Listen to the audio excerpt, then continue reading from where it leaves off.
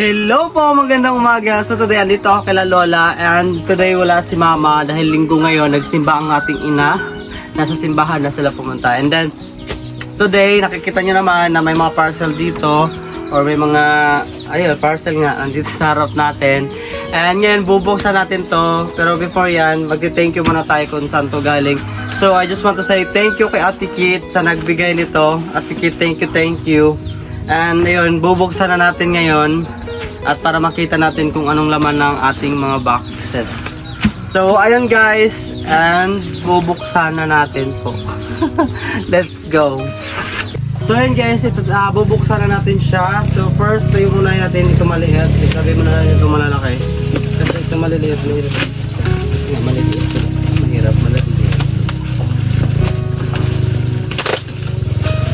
Ilang piraso na rin to. Marami-rami na din talaga itong napadala sa atin na ticket. Kaya ticket, thank you talaga. Ano kaya to? Let's see.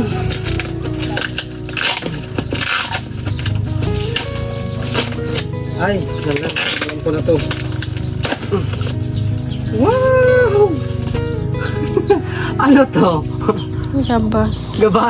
Yes, gabas guys. Ito, talagang magagamit ko to kasi nga po, halimbawa pag wala kami panday, tapos may gagawin ako, talagang kailangan ko pag halimbawa, pagdating po sa ating gulay, need ng, tawag na yung gulay, need ng bahay, so kailangan natin magputol ng kawayan, kaya magagamit natin yung gabas na yan. And this one, ito ay para sa gulay din. Ayan, yung tawag to lubid, yung parang pangkabit, yung parang ganun. Pero makikita nyo din to guys kasi nga iaano natin to, gagamitin natin siya. So makikita nyo kung ano ang resulta nito. Nakalimutan ko lang anong tawag ito, basta tie siya para sa mga gulay, kapitan ng gulay. Ayun, itong tie na itong kulay green. Ilang peraso to? Ay marami, isa, dalawa, ay, tatlo, apat, lima at saka may maliit tayong martilyo. Bing ayog katawa. Ang cute! Pero ang bigat niya. Guys, sobrang cute. Ayan o, sobrang ganda niya. Ayan po. Ayan guys, sobrang liit niya. Sobrang cute. Kaya magagamit din natin to pamukpok. Kasi wala din talaga akong martilyo. Ito, tamang-tama to. Kasama sa gabas. And, ano to? Okay, sinat natin. Ano to? This one. This one is pangkat pruning. Tawag yung pangkat sa mga gulay o magpo-pruning tayo, magtatanggal ng mga dahon or ano. Ito yung pangkat or pamputo o pang-harvest like something. Tawag nun pag nag-ano tayo ng gulay, nag-harvest tayo ng gulay, ito yung pangkat natin. Para siyang gunting, scissor din. So yan, magagamit din natin to. Thank you Ate Kit. And ano pa?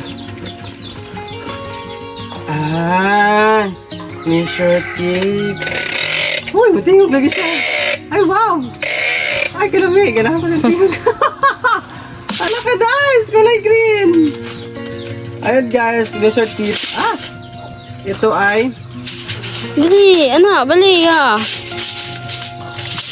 Wak na, sige ka.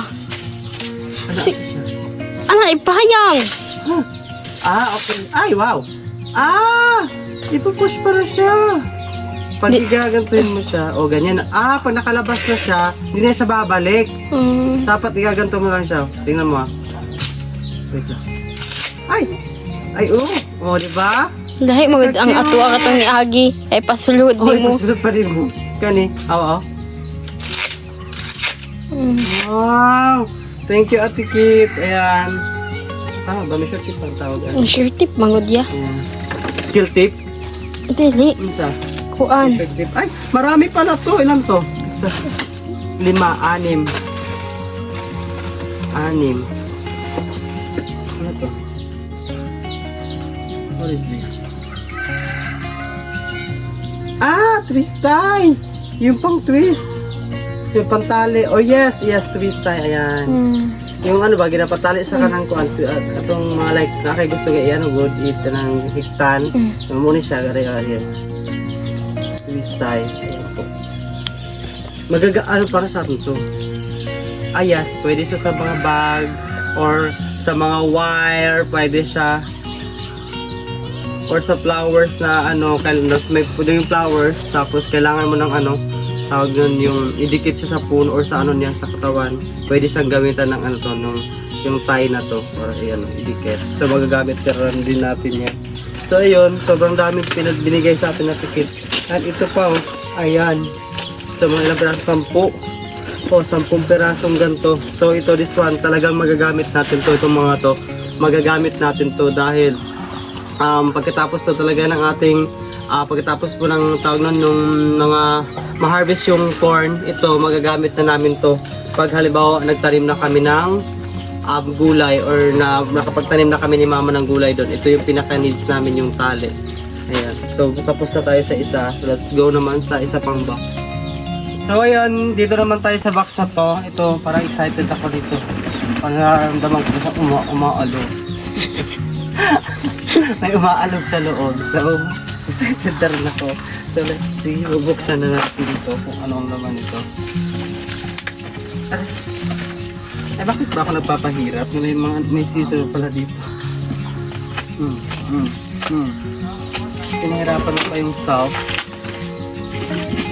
Dapat hindi pinapahirapan si South kasi may scissor dito.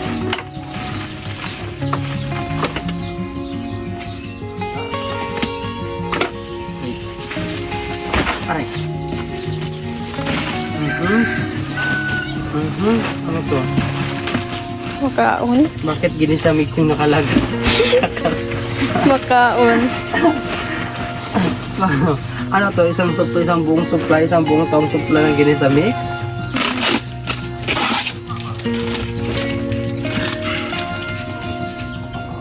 Wait.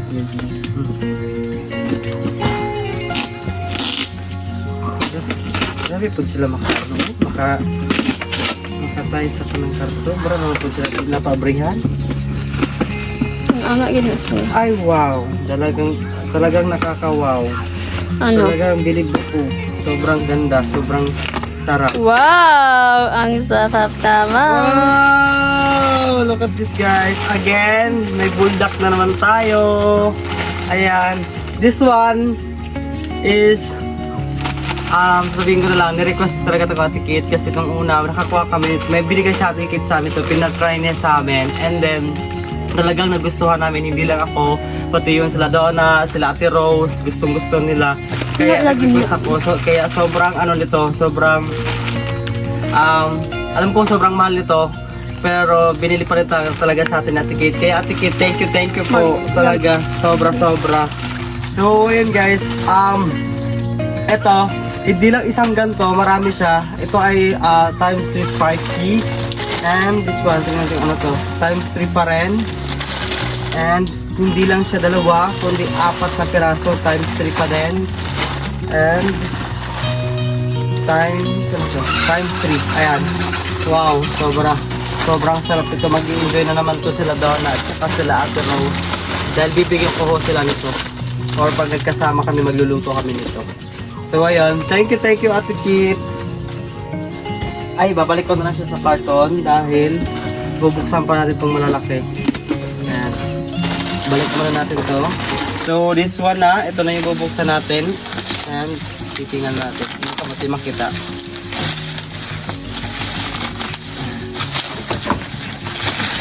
Wow! Talaga namang nakakawaw na naman si ate. Talagang kinumpleto niya na.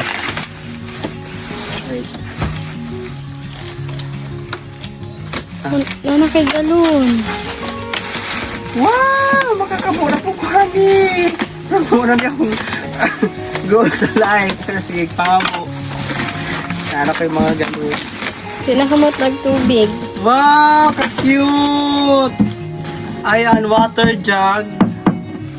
Ala, ka-cute. Tawag tubig, juice. No. Water jug na maliit. And bukod sa water jug, dito. Wait. Ayan, may pampatuyo tayo sa mga plato guys. This one is pag naghugas tayo ng pinggan, ay dito natin siya papatuyuin. Ayan po.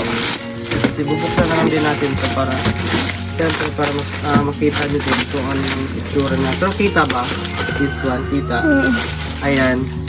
Sobrang ganda. Grabe, ito is pampatuyuan natin ang mga plato pag halimbawa ho, nagugas tayo, dito natin ilalagay para hindi siya, yung tubig na excess na tubig is lalabas so, before natin siya ilagay sa ating patuhan. Ayan. So ayan, thank you ito Ate Kit. Talaga magagamit din talaga namin ito sa ating kubo. And itong malaking water jug. Ito ang maliit and ito yung malaki.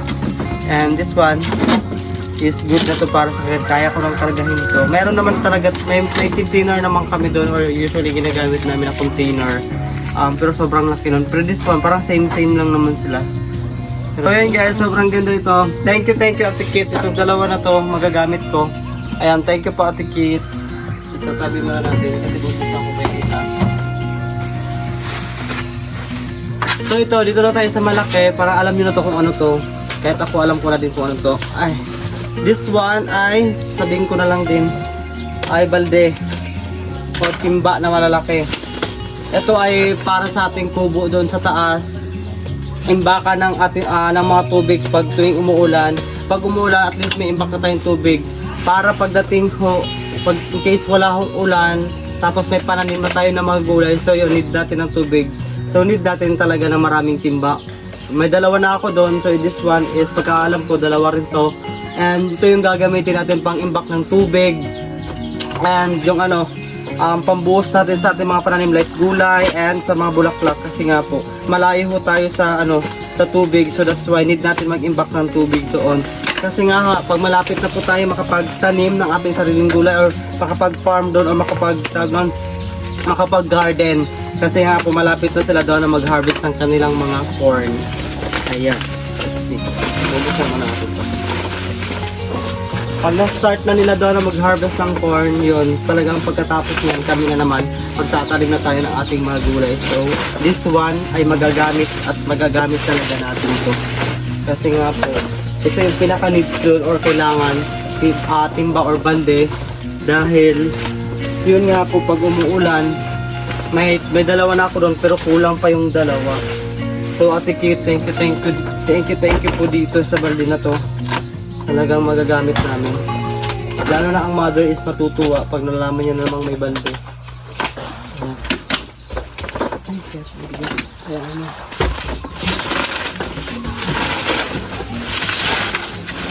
Ayan po. Ay, hala, sorry. Tigang ko na mabagsak. Ayan. Dalawa ho siya, so di ko na siya tatanggalin. Kasi dadalhin ko din naman ito sa kubo. Gagantuin ko na lang muna. Doon ko na siya paghiwalay. So ito, talagang yun, magagamit. Sobrang ganda. Same din pala ng kulay sa timba ko doon or balde ko doon nasa kubo ko. Ano yun guys?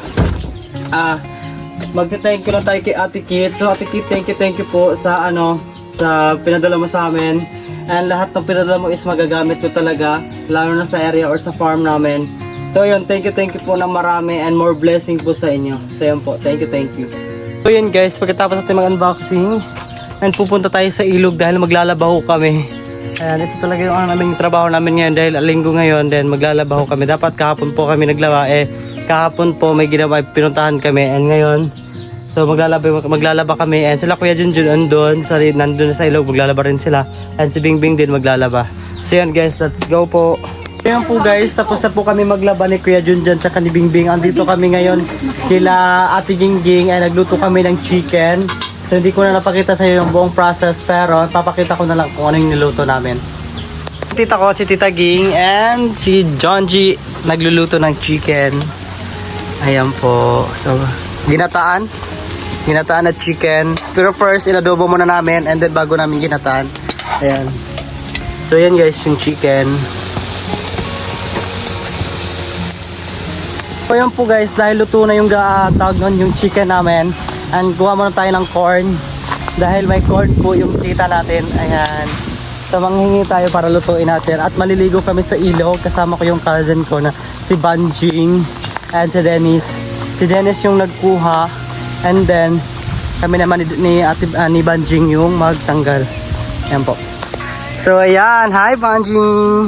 This is my cousin, anak to ni Tita Ging. And kasama namin si Dennis ngayon para manguha ng corn. Hi Den! Basta ka? Mga pila ka bukjing daghanon gyud literal. Pero perfect na kayo siya lutuon jing. Kato kung nagkuha por mi diri gitagami ni mama nimo. Nagkuapon mi ani. Kaya ako din ba? Gina-check ni mo din? Gina-check ni mo bago ni putlon? Be. Ayan po. Ginatanaw ni mo? Ano, kagtugabang diri din. Kagtugabang ni tambok. Jeng, pila na nakabok, Jeng? Pulo pa lang? Kulang pa?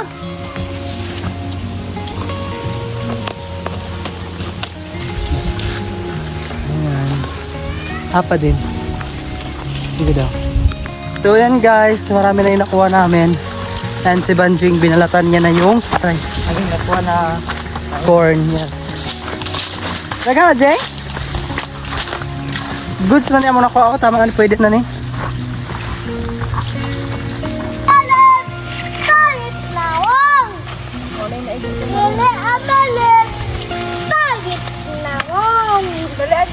Dili amalet, pangit nawong.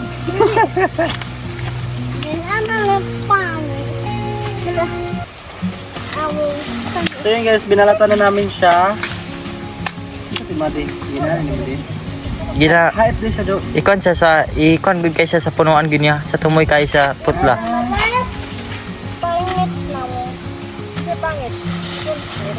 Diya pa kay sa ubos pa gyud. Dire. Ina. Pangit din. Tama ba? Sige pa gyud, iubos pa gyud ron. Si Aqua, di nga ba yung bukwal. Buko. Kani, dire, pwede na ko dire. Tara nga, ayo islanting. Di ano dahil? Oh. Ah. Tama ha. Puro naman siguro na ako. Basig pagkuha ni wa na ni.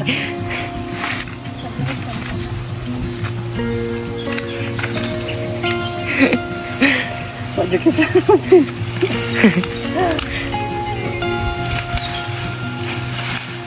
Amalet, pangit nawong. Dili amalet, pangit nawong. Dili amalet, pangit nawong.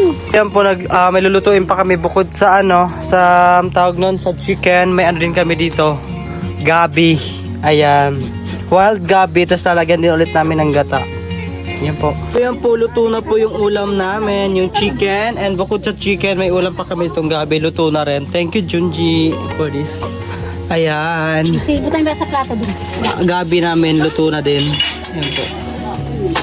Yan po guys, kakain na kami. Din! Ano yan rin? Kaya magkaon ta. Siya ako din rin eh. So guys, kakain na tayo.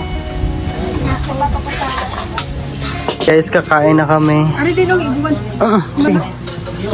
Sige. Pag-try na. Parang sa taste niya. Okay na. Dinis. Tawagas dinis. Kaya magkaon ta. So yan guys, nagluto na ako ng corn. Kasi kakatapos ko lang kumain. And then niluto ko na lang agad to. Para makapunta na kami sa ilog. Ayan, nilagyan ko to ng salt. Ayan, para may lasa siya. And yung nakakaano lang guys, alam niyo ba yung kahoy na gamit nila dito? Ito yung tinatawag na tugas. Pero I don't know kung anong tawag dito sa iba. Pero itong kahoy na to ay sobrang ganda gawing furniture ba, Jing? Ito, di ba tugas? Pwede gawing furniture, no? So ito ginagawa tong furniture. Tapos yung panggatong din, sobrang ganda niya din. Kasi nga po matagal siyang maubos.